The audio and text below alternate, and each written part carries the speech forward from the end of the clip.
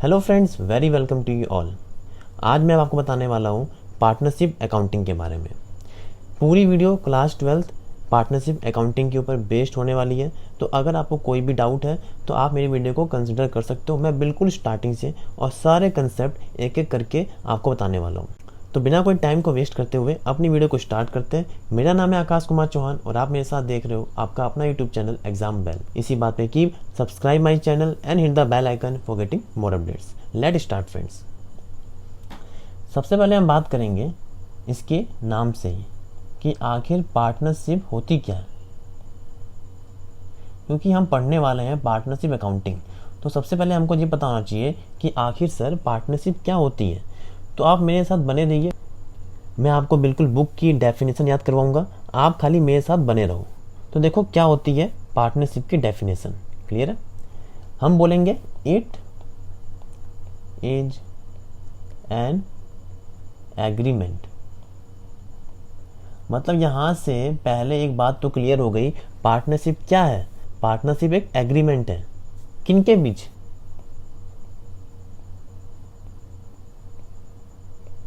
Between two और more person. कम से कम दो और दो से ज़्यादा भी हो सकते हैं। क्लियर है? यहाँ से दूसरी बात क्लियर हो गई, पार्टनरशिप क्या है। पार्टनरशिप इज एन एग्रीमेंट, कितनों के बीच में? मैंने कहा दो लोगों के बीच में मैक्सिमम। मैंने कहा मैक्सिमम हो सकते हैं, यहाँ पे आप याद रखिएगा, ये डेफिनेशन का पार्ट नहीं है लेकिन यहाँ याद रखिएगा मैक्सिमम हो सकते हैं 20 या 50। क्लियर है? ये आपको याद रखना है। तो it is an agreement between two और मोर पर्सन। किस चीज को लेकर आप एग्रीमेंट कर रहे हो? तो मैंने कहा एग्रीमेंट कर रहा हूं for sharing profit. For sharing profit. Clear है? It is an agreement between two और more person for sharing profit. Profit कहां पे? मैंने कहा in the business.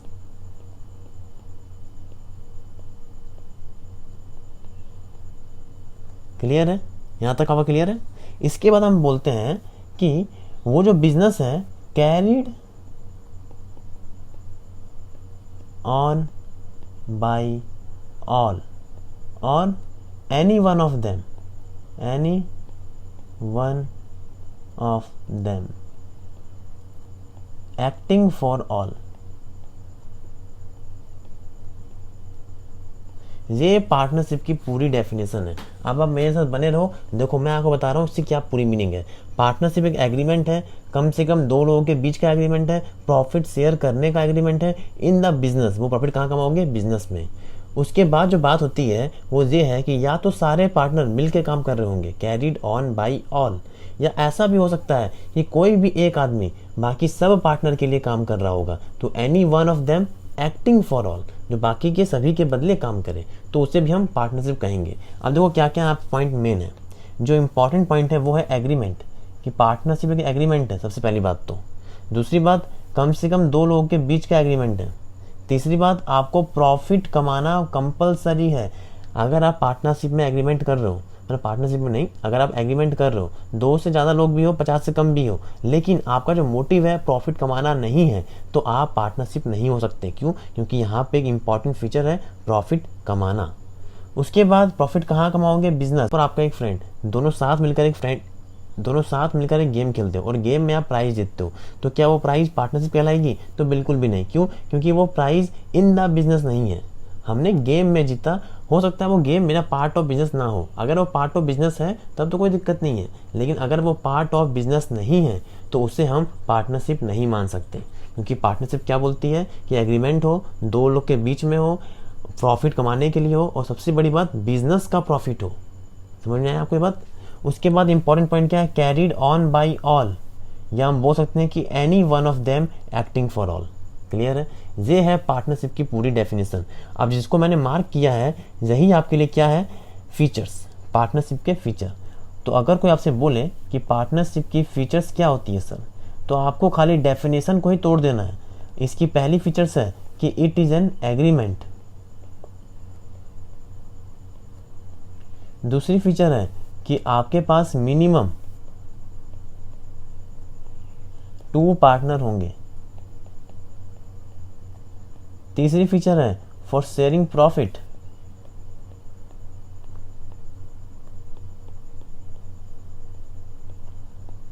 Fourth feature है कि बिजनेस होना बहुत ज़रूरी है, ये जो प्रॉफिट आप कमाओगे वो इन द बिजनेस कमाओगे। और फिफ्थ आपकी जो फीचर है वो है कैरिड ऑन बाय ऑल और any one of them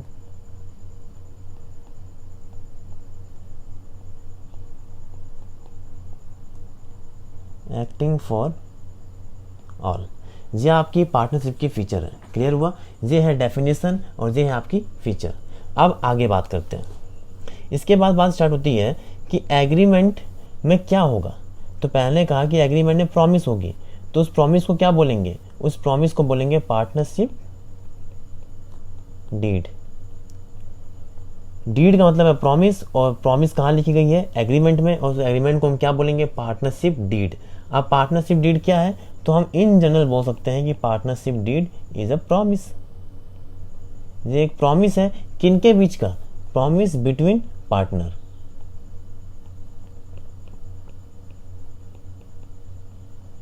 clear हुआ? अब यहां पे अगर आपसे बात की जाए कि कंटेंट्स क्या क्या होते हैं पार्टनरशिप डीड के, contents of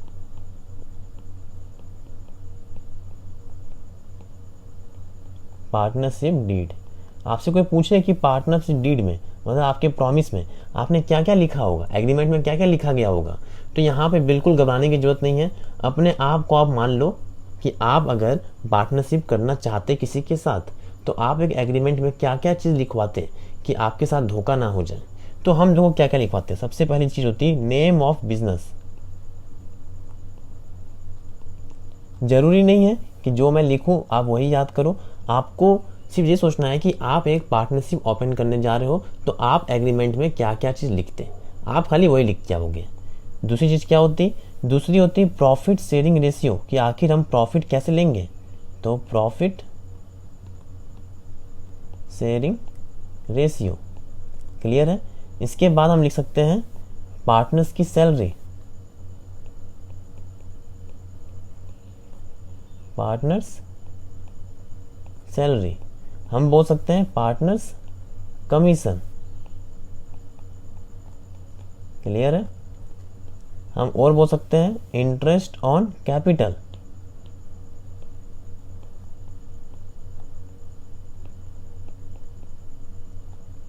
interest on drawing.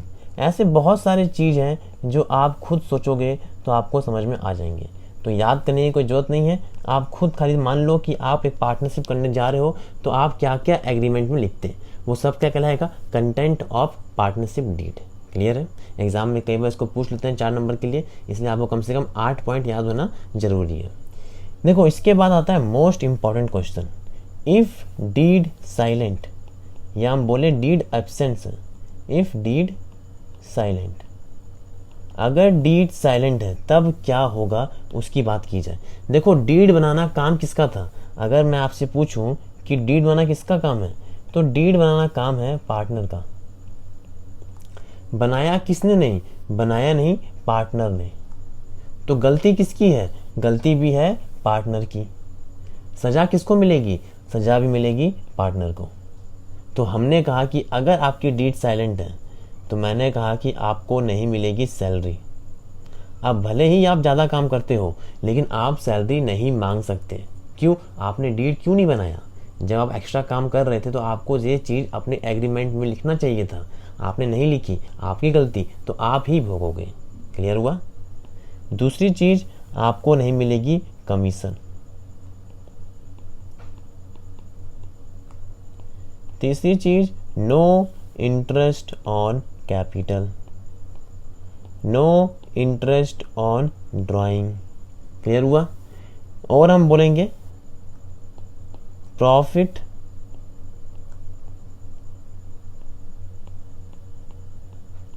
Shared equally. Clear है? और 6 पॉइंट इंपॉर्टेंट पॉइंट है, याद रखिएगा। यार 6 पॉइंट है कि 6% on 6% per annum, 6% per annum on interest on loan. Clear है? ये 6 चीज होंगी अगर आपने डीड नहीं बनाई है तो। इफ डीड साइलेंट, पहली बात पार्टनर को सैलरी नहीं मिली, कमीशन नहीं मिली, no interest on capital, no interest on drawing, profit shared equally, तो सर आपने 6% इंटरेस्ट लोन क्यों दे दिया? क्योंकि लोन कौन देता है? लोन देता है थर्ड पार्टी। क्या डीड ना बनाना थर्ड पार्टी की गलती है? तो बिल्कुल भी नहीं। लोन ना बनाना गलती थी पार्टनर की और पार्टनर को सजा मिल गई, लेकिन लोन ना देना बिल्कुल भी गलती नहीं है थर्ड पार्टी की। तो हमने कहा कि उनको तो इंटरेस्ट देना पड़ेगा और हमने कहा कि उनको इंटरेस्ट मिलेगा 6% पर एनम के हिसाब से। यहाँ मैं आपसे एक क्वेश्चन पूछ रहा हूँ, आप सब इसका जवाब दोगे कमेंट बॉक्स के अंदर। वो जो क्वेश्चन है ये है, if deed silent then interest on partner loan should paid or not? If paid, at what interest? अगर डीड साइलेंट है और पार्टनर अपने फर्म को लोन दे रहा है तो क्या उस पार्टनर को इंटरेस्ट ऑन लोन रिसीव होगी या नहीं, और होगी तो कितने % से होगी? आपको ये बताना है कमेंट बॉक्स के अंदर इसका जवाब। क्लियर है? हम आगे बढ़ते हैं। इसके बाद हम बात करेंगे प्रॉफिट एंड लॉस एप्रोप्रिएशन के बारे में। Profit and loss appropriation. Clear है? हम सबसे पहले देखेंगे कि आखिर P&L एप्रोप्रिएशन अकाउंट कैसा दिखता है और उसके बाद बात करेंगे इसकी थ्योरी की। तो P&L एप्रोप्रिएशन अकाउंट कुछ इस तरह का होता है, जो कि आपने 11th में देखा है P&L अकाउंट। अब आपको लग रहा होगा सर कि P&L एप्रोप्रिएशन और P&L अकाउंट में आखिर डिफरेंस क्या है, तो उसकी भी हम बात करेंगे। उससे पहले हम इनके कंटेंट्स को देख लेते हैं। तो P&L एप्रोप्रिएशन अकाउंट एक तरह का P&L अकाउंट ही है, एक तरह का नॉमिनल अकाउंट ही है। इसका मतलब डेबिट साइड क्या होंगे? ऑल एक्सपेंसेस, और क्रेडिट साइड क्या होंगे? All income. तो एक चीज़ सुधारनी होगी कि डेबिट साइड होगा पार्टनर्स एक्सपेंस, क्रेडिट साइड होगा पार्टनर्स इनकम। मतलब कि हम यहाँ पे एक्सपेंस लिखेंगे लेकिन सिर्फ और सिर्फ पार्टनर्स वाले, मतलब कि to interest on capital, to partners salary,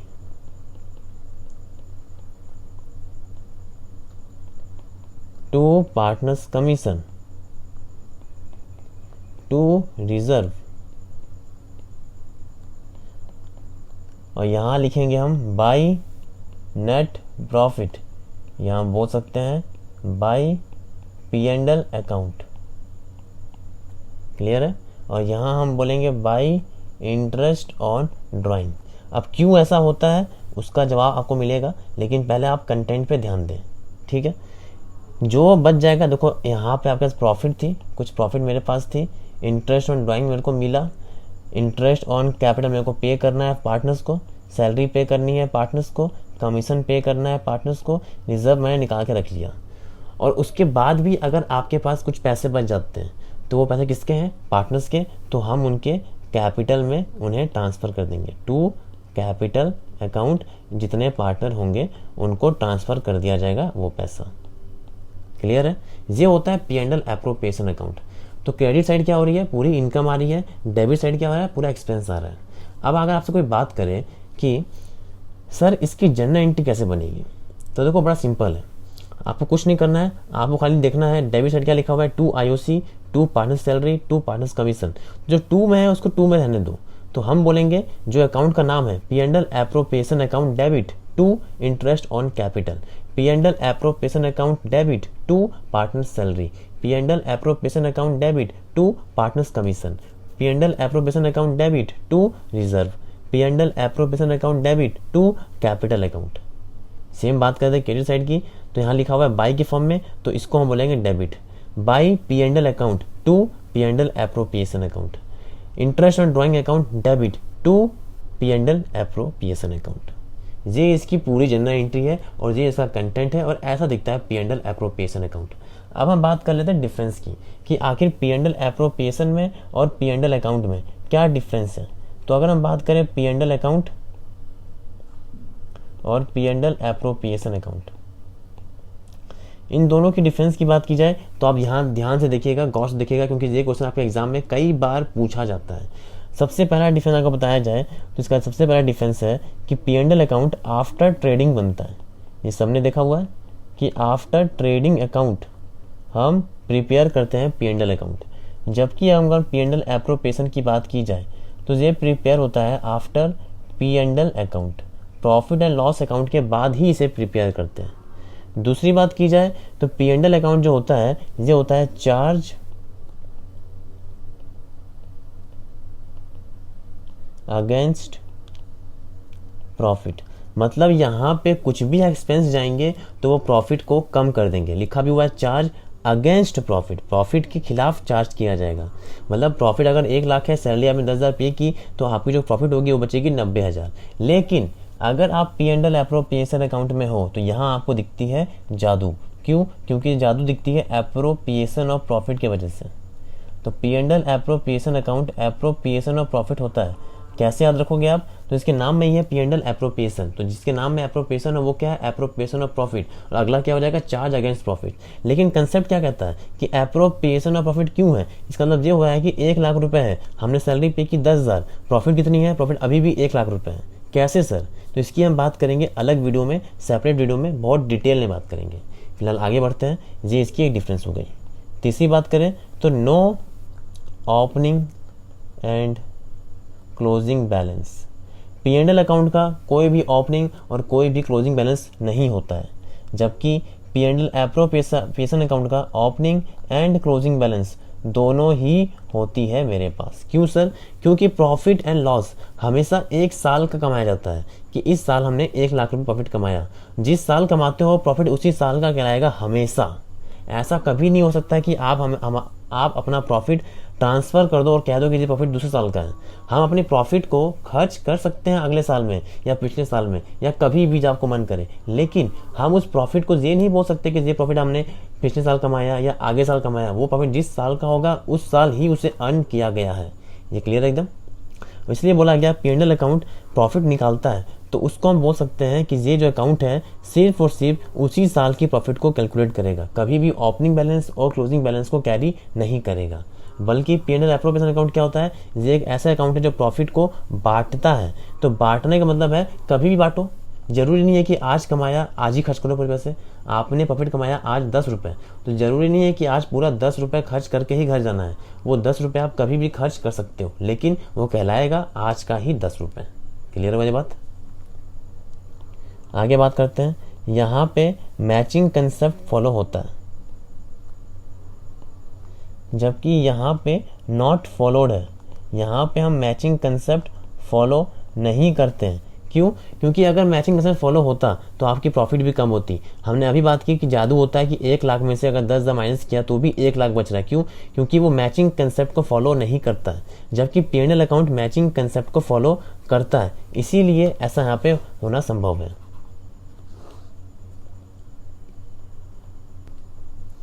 P and L account universal account है, मतलब कि ये हमेशा बनेगा।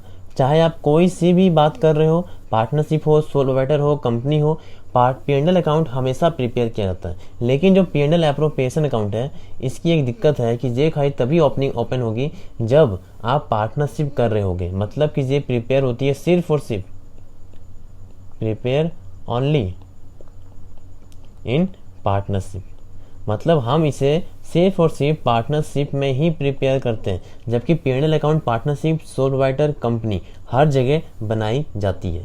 क्लियर हुआ? ये इनके कुछ छोटे मोटे डिफरेंस हैं और ये इनके फीचर हैं, जहां हमने देखा पी एंड एल अकाउंट और एप्रोप्रिएशन में क्या डिफरेंस है। अब अगर हम बात करें कि सर एप्रोप्रिएशन अकाउंट होती क्या है, इन जनरल अगर हम बात करें कि what do you mean by P and L appropriation account, तो याद रखिएगा P and L appropriation account कुछ नहीं है, बांटने का तरीका है। मतलब एक तरह का डिस्ट्रीब्यूटेड अकाउंट है, जहां पे हम प्रॉफिट को डिस्ट्रीब्यूट करेंगे, उसे हम कहते हैं P and L appropriation account. क्योंकि पी एंड एल अकाउंट, अगर हम पी एंड एल अकाउंट की बात करते हैं तो वो आपको नेट प्रॉफिट या नेट लॉस निकाल के दे देता है, लेकिन वो पार्टनर के बीच में कैसे बांटा जाएगा, इसका क्या करें। तो हमने कहा कि जब प्रॉफिट आ गई उससे हम P&L एप्रोप्रिएशन में भेज देते हैं और वहाँ पे बांटने की पूरी प्रक्रिया की जाएगी कि प्रॉफिट को कैसे डिस्ट्रीब्यूट किया जा रहा है। तो कोई पूछे कि in general P&L appropriation account क्यों बनाते हैं, तो हम बोलेंगे for the purpose of distribution of profit, कि प्रॉफिट को कैसे डिस्ट्रीब्यूट करना है बताएगा P&L एप्रोप्रिएशन अकाउंट। तो ये आपकी एक पहली वीडियो है अकाउंटेंसी के ऊपर, पार्टनरशिप अकाउंटिंग के ऊपर। इसके आगे हम बात करेंगे interest on capital, interest on drawing, इन सब चीज़ों के बारे में बात की जाएगी, लेकिन वो बात होगी अगली वीडियो में, क्योंकि ये वीडियो बहुत बल्कि हो सकती है, इसलिए आप इसे पार्ट में देखें तो आपके लिए फ़ायदेमंद है। तो इस वीडियो को यहीं पे एंड करते हैं। वीडियो अगर आपको अच्छी लगी हो तो प्लीज़ वीडियो को लाइक करिएगा, चैनल पे नए हो चैनल को सब्सक्राइब कर लीजिए, और अगर आपको कोई भी डाउट है तो आप कमेंट कर सकते हो। साथ ही साथ मैंने आपको एक क्वेश्चन दिया है, आप सभी को कमेंट करना है और बताना है कि उसका आंसर क्या होगा। तो मिलते हैं एक नई वीडियो में, आज के इतना ही। Thank you and have a nice day.